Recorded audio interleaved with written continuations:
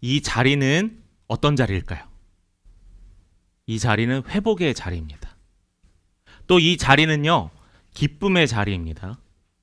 또 이 자리는 우리의 소망을 품을 수 있고 이 소망을 이룰 수 있는 자리가 바로 우리가 이 시간에 앉아있고 모여있는 이 자리가 바로 이 자리입니다. 저는 하나님께 감사합니다. 우리 귀한 믿음의 성도들 한 분 한 분이 이 자리에 하나님의 인도하심에 순종하고 또 예배자로 세워짐에 너무나 하나님께 감사합니다. 이러한 고백이 여러분들의 고백이 되고요. 또 우리 믿음의 공동체의 귀한 고백이 될 때 하나님께서 우리를 조금 더 특별하게 더 소중히 생각하지 않으실까 저는 소망합니다. 우리는 죽음을 넘어 생명으로라는 말씀의 시리즈로 지금 말씀을 세세히 살펴보고 또한 우리의 삶에 어떠한 결단을 해야 될지 우리가 같이 바라보고 있습니다. 그래서 첫 번째 주에는 우리가 어떤 거였죠? 죽음은 끝인가? 죽음은 끝인가라는 질문을 던졌습니다. 세상 사람들의 관점은 죽음은 끝이고 그 이유는 없다라고 합니다. 내가 이 세상에서 유한하게, 내가 이 세상에 즐기며 살자라고 이 세상이 끝이다라고 생각하며 살아갑니다. 근데 믿음의 성도, 하나님의 백성은 끝이 아니라는 거예요. 죽음의 문턱을 넘어 새로운 하나님이 예비하신 그 땅을 소망하며 우리는 살아간다라고 이야기했습니다. 또 지난주 두 번째 시간에는 예수님은 죽으셨습니다. 예수님은 죽으셨습니다라는 주제로 하나님의 아들이신 예수 그리스도께서 죽음을 어떻게 했죠? 통과했다고 해서 통과라는 단어를 여러분 꼭 기억하시라라고 했습니다. 우리는 이 죽음이 끝이 아니라 예수께서 통과하신 것처럼 우리도 예수를 따라 이 죽음을 통과하여 하나님이 예배하신 그 땅을 소망할 수 있게 된다는 거죠. 그런데 조건이 있습니다. 예수를 나의 구주로, 예수를 나의 주인으로 믿는 자에게는 그 길이 천국의 길이요. 그러나 예수를 알지 못하고 예수를 부정하는 이들에게는 그 길은 멸망의 길이다라고 우리가 확인했습니다. 자, 그렇다면은 오늘 우리가 세 번째로 나눌 세 번째 말씀의 제목은 우리는 이렇게 정했으면 좋겠어요. 죽음을 기억하는 성도의 하루입니다. 나는 매일매일 죽음을 생각해야 되니까 우울할 거야, 걱정될 거야 라는 게 아니에요. 우리에게 이 죽음이라는 것은 새로운 부활이고 새로운 생명이다라고 이야기했잖아요. 그러면은 이러한 것을 우리가 기반으로 어떻게 오늘 하루를 여러분이 살아갈 것인가에 대한 여러분의 구체적인 결단과 또한 오늘 본문에 나타나는 이 기도를 통해서 여러분들이 해야 할 기도, 여러분들이 바라봐야 될 하나님의 나라를 우리가 같이 살펴보았으면 좋겠습니다. 오늘 주제는 또 간단히 얘기하면요. 세상 사람들은 죽음은 대부분 피하고 싶어하는 주제잖아요. 그런데 성경에서 뭐라고 기록하냐면은 죽음을 기억하래요. 여러분, 죽음이 슬프잖아요. 사랑했던 사람들이, 나와 친했던 사람들이 나는 더 이상 그를 볼 수 없다는 생각에 슬퍼하고 눈물을 흘리잖아요. 그런데 빨리 슬픈 건 잊어버리고 망각해야 되는데 왜 하나님께서는 이 죽음을 기억하라라고 하실까? 기억할래 말래가 아니라 여러분들에게 명령하시는 거예요. 죽음을 기억해라 라고 명령하십니다. 왜냐하면은 바로 이 죽음을 기억하는 것이 우리로 하여금 조금 더 이 세상을 조금 더 지혜롭게 살고 또 의미 있고 가치 있는 삶을 살 수 있기 때문에 주께서 죽음을 기억하라라고 했습니다. 오늘 시편 90편이죠. 이 시편 90편의 말씀을 보면은 어떠한 기도가 있냐면 말씀의 결론 부분에서도 같이 하겠지만은 우리의 날수는 헤아리는 법을 배우게 하소서라고 기도합니다. 여러분, 바로 죽음을 잊지 않고 살아간다라는 거예요. 이 본문의 기도를 중심으로 죽음을 기억하는 것이 왜 우리에게 지혜롭고 유익한지, 또 우리 믿는 성도들의 삶에 어떠한 삶의 방향과 또한 결단을 이끌지 오늘 함께 같이 살펴보고 또한 여러분 실행하는 귀한 시간 되길 간절히 소망합니다. 우리가 같이 나눌 첫 번째는 오늘 삶의 중요한 것을 깨닫는 사람이 있어요. 누구냐면 바로 모세입니다. 여러분, 시편의 저자는 누구죠? 대부분 다윗이라고 생각합니다. 그리고 가끔 나오는 고라 자손이 있습니다. 그런데 오늘 시편은 특이하게 누구의 기도냐면은 모세의 기도예요. 모세가 어떤 사람입니까? 하나님의 사람 모세였습니다. 이 모세가 유일하게 기록한 시편이 바로 오늘 우리가 읽었던 시편 90편의 말씀이에요. 자, 그런데 이 시편의 이 찬양의 시를 하면서 고백했던 이 기도를 했던 때가 모세의 어느 때였냐라면 바로 광야에 머물렀던 시기예요. 광야가 어떤 곳이에요? 덥고요, 춥고요. 나를 대적하는 적이나 나를 위협에 빠뜨리는 동물로부터 보호할 수 있는 것이 아무것도 없는 광활한 곳이 이 광야입니다. 당연히 물도 없고요. 정말 지치고 사람이 낭망하는 곳이 이 광야예요. 그런데 이것보다 더 심각한 게 뭔지 아세요? 우리의 삶의 마음이 광야 같다라는 거예요. 이스라엘 백성들의 마음이 광야 같다는 거예요. 왜요? 하나님의 말씀에 불순종하기 때문이에요. 여러분, 내가 유익하고 번영하고 번창한다 할지라도, 삶이 윤택한다 할지라도 내 안에 예수가 없으면 내 삶은 광야와 같다라는 거예요. 그래서 우리가 예배의 자리를 지키고, 그래서 우리가 하나님을 어떻게든 조금 더 찾아가려고 하는 노력에 발버둥을 한다라는 거죠.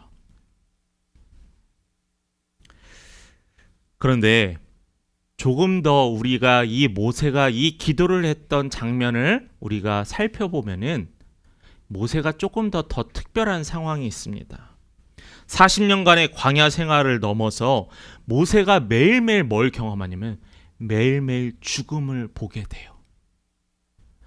자신과 같이 홍해를 건너고 애굽을 탈출하게 했던 그 백성들, 만나와 메추라기로, 또한 구름기둥과 불기둥으로, 또한 물로 먹이시고 공급하셨던 그 하나님을 경험했던 모세의 동역자들이 한 명 한 명씩 죽어가고 있다는 거예요. 모세의 마음은 어떨까요? 절망하지 않을까요? 슬퍼하지 않을까요? 사람이 매일매일 죽어가다 보면은 그 슬픔에 못 이겨서 그 사람이 우울감에 빠지지 않을까요? 이 모세는 이러한 일을 겪으면서 한 가지를 깨닫습니다. 인생이 참 허무하구나요. 허무하구나. 그 놀라운 기적들을 경험하고 매일매일 체험하면서 바로 눈앞에 여리고성이 있는데도 불구하고 무엇을 느끼냐면 참 허무하구나라는 것을 느끼게 돼요. 그러면서 또 하나 깨닫는 게 뭐냐면 인간의 존재에는 끝이 있구나라는 것을 또 하나 깨닫게 됩니다. 여러분, 사실 모세가 몰랐을까요? 사람이 죽는다는 걸 몰랐을까? 아니에요. 모세는 이미 알았어요. 당연히 알죠. 그런데 모세는 그의 목숨의 위협에서 탈출하고 동역했던 자들을 잃으면서 하나둘씩 죽어가면서 의문을 갖게 되었던 거예요. 몰라서 질문한 게 아니라 하나님 왜 나에게 이런 일이 생기는지 의문을 갖게 됐다라는 거죠. 그 상황이 오늘 본문입니다.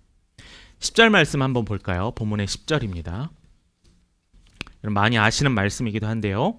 우리의 연수가 70이요 강건하면 80이라도 그 연수의 자랑은 수고와 슬픔뿐이요 신속히 가니 우리가 날아가나이다. 자, 여러분, 내가 오래 살고 내가 건강히 살고 내가 몇 살을 살고 자랑한다 하지만은 그러나 모든 사람은 결국 어떻게 된다고요? 죽게 된다고요. 죽게 된다고.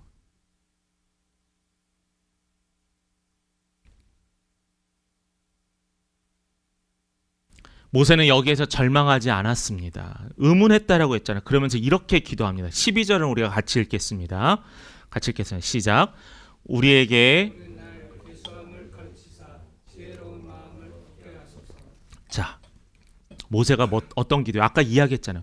모든 자신의 동역자들이 죽어가는 가운데도 질문하는데 그 질문은 뭐냐면 기도하는 거예요. 주여 지혜로운 마음을 얻게 하소서. 어떻게 살아야 하는지를 배우기를 원했습니다. 이렇게 많은 이들이 죽어가는 가운데서 하나님 내가 어떻게 해야 될까요? 지혜를 구했다라는 거예요. 얼마 전에 이런 말씀을 전했잖아요. 탓하는 사회. 세상 탓, 부모 탓, 자녀 탓, 정부 탓, 나라 탓, 상황 탓. 이 탓이 아니에요. 모세는 여기서 탓하지 않았어요. 하나님 나에게 이러한 상황에서 지혜를 주옵소서로 오히려 기도했다는 거예요. 하나님 내가 이러한 상황에 책임감 있게 살게 해달라고 하나님께 구했다라는 거죠. 바로 이게 성숙한 믿음을 소유한 사람들의 기도입니다. 이렇게 기도할 수 있는 힘은 무엇이었을까요? 하나님을 신뢰하기 때문이에요. 하나님을 믿기 때문이에요. 내가 비록 광야를 걸을지라도, 내가 사망의 음침한 골짜기를 다닐지라도, 내가 해를 두려워하지 아니하는 것은 여호와께서 나와 함께 하심을 내가 믿노라라는 이 믿음이 있기 때문에, 이 신뢰가 있기 때문에 두려워하지 않았다는 거예요. 바로 우리에게 필요한 게 바로 이겁니다. 죽음이라는 인간이 경험하고 싶지 않은 아주 극한 그 고통 가운데서도 하나님을 믿고 신뢰하는 자세가 우리에게 필요하다라는 거예요. 여러분, 그거 하나면요, 여러분의 놓여있는 삶의 모든 것들이 풀려갑니다. 확신합니다. 여러분, 그것을 체험하신 여러분들 간절히 소망합니다. 두 번째로 우리가 같이 나눌 것은 죽음을 기억할 때요, 뭐가 되겠냐면 삶이 바뀝니다. 한 신문기사에서 사람들이 가장 피하고 싶은 단어의 설문조사는 뭐였을까요? 죽음이었습니다. 어떤 사람들은 장례식에 가는 걸 꺼려합니다. 지금도 그게 실제로 있는지 모르겠는데 결혼식이나 좋은 자리를 앞두고 장례식장에 갔다 오지 말라라는 이야기를 어른들이 하십니다. 저는 결혼하기 일주일 전에 장례식에 집례도 했었고요. 전혀 그런 거 없어요.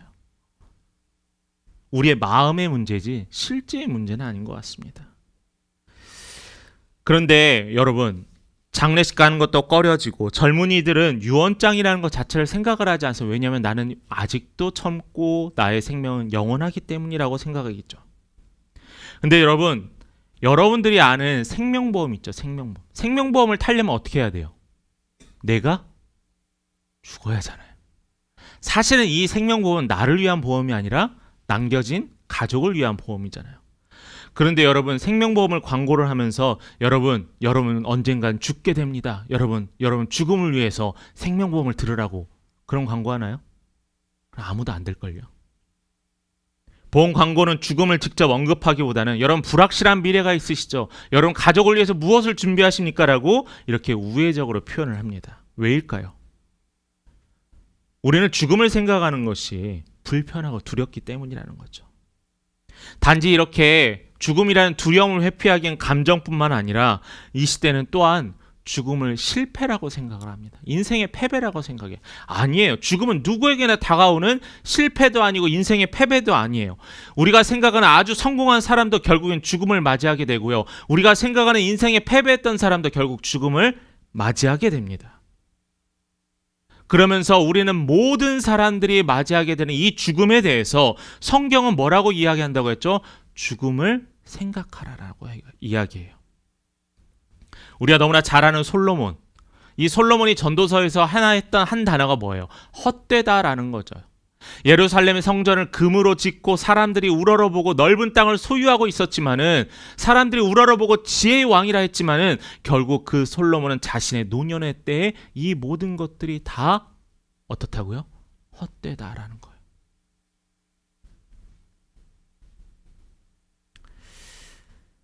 그러면서 이 솔로몬이 전도서에서 이런 이야기를 합니다. 초상집에 가는 것이 어디에 가는 것보다 낫다고요? 잔치집에 가는 것보다 낫다라고 했습니다. 산자는 이것을 그의 마음에 둘지어다라는 거예요. 맞습니다. 외면하지 마세요. 우리가 슬퍼하고 낭망하는 곳이 아니라 잔치집에 가는 것보다 오히려 그게 낫대요. 왜요? 우리의 삶의 방향과 목표와 가치를 다시 한번 생각하기 때문이죠. 학생들이 성적을 받습니다. 성적을 받으면서 어떤 친구는 낭망합니다. 아, 나는 왜 이럴까? 근데 그 중에서 낭망하는 사람은 발전 가능성이 없어요. 그러나 여러분, 여기에서 한 걸음 더 내려, 다음에 이것을 더 집중하고 준비하겠구나 하는 사람은 더 가치 있는 결과를 이끌어냅니다. 비록 성적이 가치 있지 않더라도 그 친구의 인생의 삶에는 가치 있는 삶으로의 이끌림이 분명히 있다라는 거죠. 뿐만 아니라 한 책의 삶과 죽음 사이라는 책에서 이렇게 이야기합니다. 우리는 죽음을 부인하며 살아가지만 죽음을 직접 내가 대면할 때 비로소 삶의 목적과 가치를 알아보게 된다는 거예요. 이 책의 저자인 켈러 목사님입니다. 죽음에 대한 진지한 마음을 통해서 우리의 삶이 오히려 넌 참 소중한 삶이다, 가치 있는 삶이다라는 것을 깨닫게 되는 거예요. 마치 오늘 본문의 모세와 같이요. 모세의 목표는 뭐였어요? 이스라엘 백성들을 이끌고 가나안 성에 들어가서 하나님이 예비하신 가나안 땅에 들어가는 거예요. 여리고성에 넘어 가나안 땅에 들어가는 거잖아요. 오로지 그 목표만 있었어요. 그런데 그의 동료들이 한 명씩 죽게 되자 그에게 중요한 가치가 무엇인지 확인하게 됐다는 거죠. 가족을 잃은 자들은 뭘 제일 먼저 깨닫는 줄 아세요? 가족의 소중함을 깨닫습니다. 내가 비로소 그것을 잃고 나서야 그것이 소중했음을 알게 된다는 거예요. 바로 그게 죽음이라는 걸 대할 때 가치 있는 사람들의 삶의 자세라는 거죠. 또한 성경에서도 이렇게 이야기합니다. 이미 알고 있지만 에베소서 5장 15절에서 16절 말씀입니다. 같이 함께 읽겠습니다. 시작. 그런즉 너희가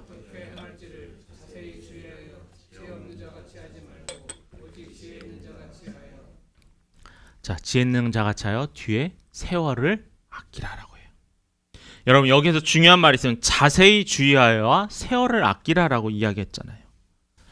여러분의 삶의 목표를 주의하고 자세히 세우라는 거예요. 여러분의 시간의 기회를 놓치지 말라라는 겁니다. 참 안타까운 게 뭔지 아세요?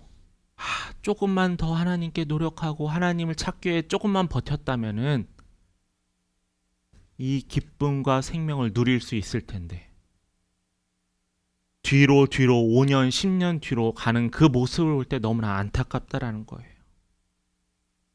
여러분 그렇게 죽음을 기억하는 자는 인생의 겉모습에 중요성을 두는 게 아니라 본질에 의미를 둬요.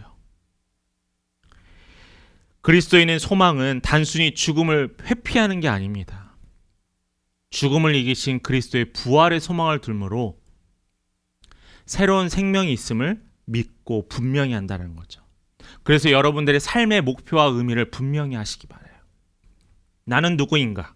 나는 왜 이 자리에 섰는가? 나는 왜 이 시간에 하나님을 바라보고 있는가? 왜 나는 이 시간에 죽음을 대하는 성도들의 삶의 자세와 지혜에 대해서 듣고 있는가? 왜 하나님은 나에게 이 시간에 이 말씀을 하신가를 찾아가라는 거예요. 그게 가치 있는 삶이라는 겁니다.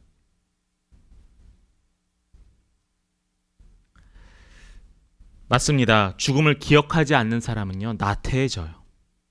오늘이 마지막일 수도 있다는 절박함도 없습니다. 그래서 시간과 에너지를 그냥 흘려보내요. 해야 할 일들은 점점 미루게 되고요. 지금 내가 대하는 사람과의 소중한다는 것을 우리는 자꾸 잊어버려요. 잘못된 목적을 위해서 우리는 방향키가 없는 바쁜 생활만 살아가고 있습니다. 그런데 반면에 죽음을 기억하는 사람은 결코 나태하지 않아요. 오히려 우리에게 주어진 시간과 상황을 낭비하지 않고 현재의 뜻을 어떻게 알죠? 하나님의 뜻에 맞춰. 내가 지금 잘 살아가고 있는지, 내가 주의 뜻에 맞춰 살아가고 있는지, 내가 지금 내린 결정이 주께서 원하는 결정인지 자꾸 확인하는 거예요. 남자분들은 군대 다녀오신 분은 사격을 합니다. 그 중에 사격 중에 0점 사격이라는 게 있어요. 0점 사격이 뭐냐면 총알 3발을 쏘고 내 총알이 내 눈의 시선과 맞는지를 확인하는 겁니다. 그래서 그 3발이 동일한 틀을 맞거나 아니면 방향이 맞으면 이게 맞구나 하면서 맞지 않으면 조금씩 움직입니다. 여러분들도 이렇게 삶을 하나님께 조금씩 움직일 필요가 있어요. 참 신앙이요, 희한한 게 뭐냐면은 느슨해져요. 하나님의 극적인 체험을 하고서도 말씀을 통해서 은혜를 받았으면서도 시간이 지나면 어떻게 하면 느슨해져요. 여러분 총도요, 방금 이야기한 총도 한 번 맞추면 영원히 맞춰지 아니에요.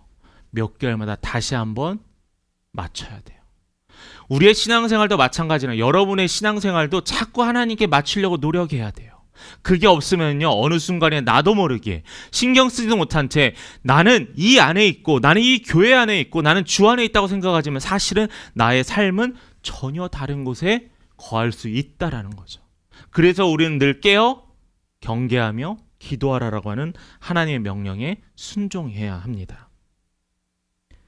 자, 마지막 3번째로는 죽음을 기억하는 사람은 하나님을 의식하며 삽니다. 여러분들은 누구를 의식하며 사세요? 어떤 사람이 저 옷을 입었다 하더라. 어떤 사람이 이번에 어떤 일이 있었다 하더라. 우리는 사람의 시선에 의식합니다. 그런데 아니에요. 우리는 하나님의 시선에 의식해야 돼요.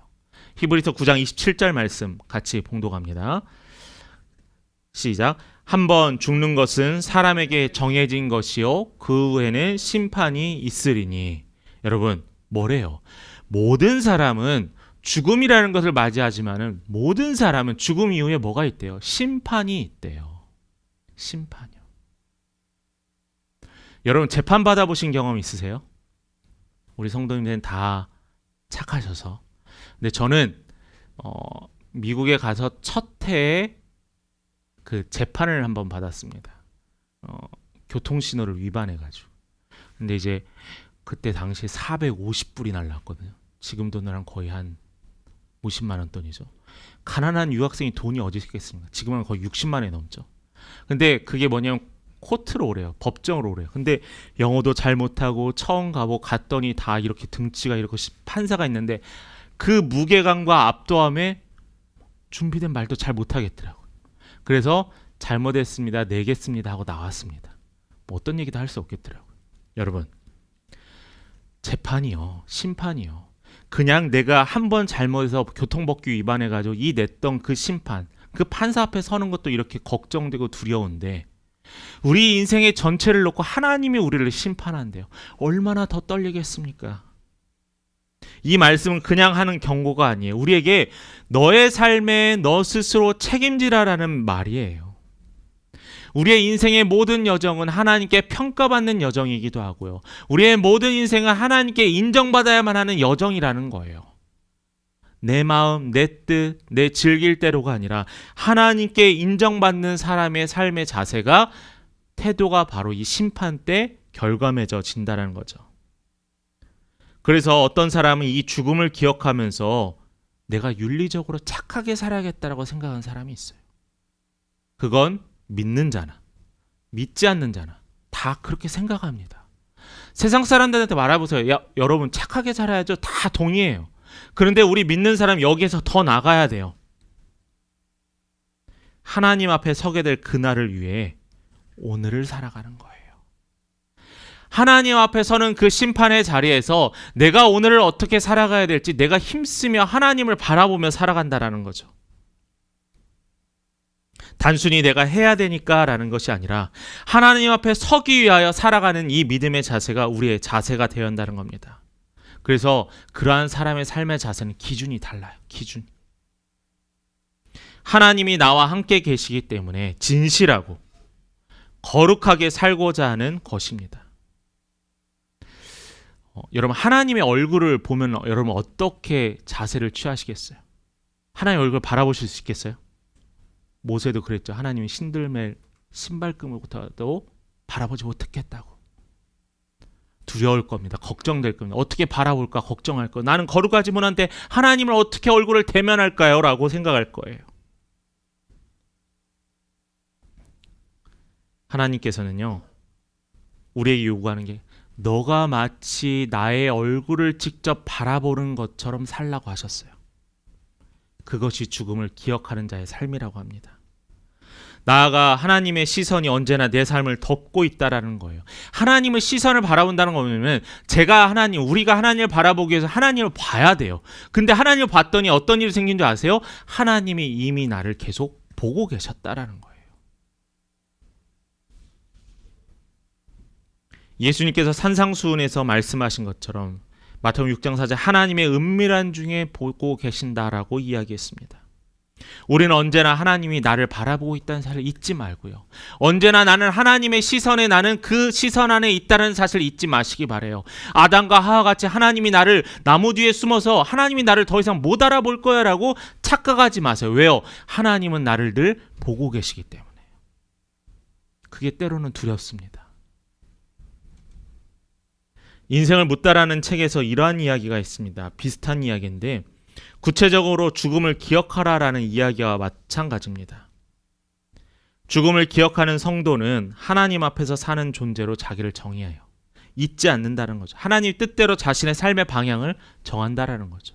세상을 따라서 유행에 따라서 삶의 목적표와 방향표가 없이 막 흘러가는 것이 아니라 하나님께서 나를 어떻게 생각하시고 하나님이 나를 어떻게 구하고 원하고 바라시는지 그 방향키가 명확하다라는 거예요. 그래서 우리는 하루하루가 버티는 게 아닙니다. 여러분의 인생에 슬픈 일이 있다고 여러분이 버티는 게 아니에요. 공부하는 학생들 시험 기간 정말 힘들어, 정말 어떻게 지나갔으면 좋겠어요 하는데, 여러분 여기 계신 성인들한테 물어요. 언제로 되돌아가고 싶으세요 하면 학창 시절이 대부분이에요. 나는 그렇게 지금 싫어하는 시간이지만 사람들이 되돌아가고 싶어하는 시간은 학창 시절이었다는 거죠. 그래서 여러분 이 시간이 버티는 게 아니라 하나님의 뜻을 이루는 시간이 되기를 간절히 소망합니다. 그래서 여러분들에게 물어보겠습니다. 여러분은 하나님 앞에서 어떻게 살아가겠습니까? 하나님 앞에서 어떻게 살아가겠습니까? 여러분의 시간과 여러분의 말과 여러분들이 맺는 이 인간적인 관계에 하나님 앞에서 정직하겠습니까? 그래서 여러분들의 세 가지 기도를 여러분이 제시하려고 합니다. 첫 번째 기도입니다. 죽음을 기억하는 기도를 합시다. 여러분 기억하세요. 죽음을 기억하는 기도. 제가 단톡방에도 이건 정리해서 놓도록 하겠습니다. 여러분 매일 아침 하루를 계획하고 시작할 때 주님 나에게 오늘 맡기신 일을 지혜롭게 살아가게 하옵소서라고 기도합니다. 근데 이것이요, 하나님 제가 이 일이 있는데 이걸 어떻게 해야 될까요? 방향을 물어보는 게 아니에요.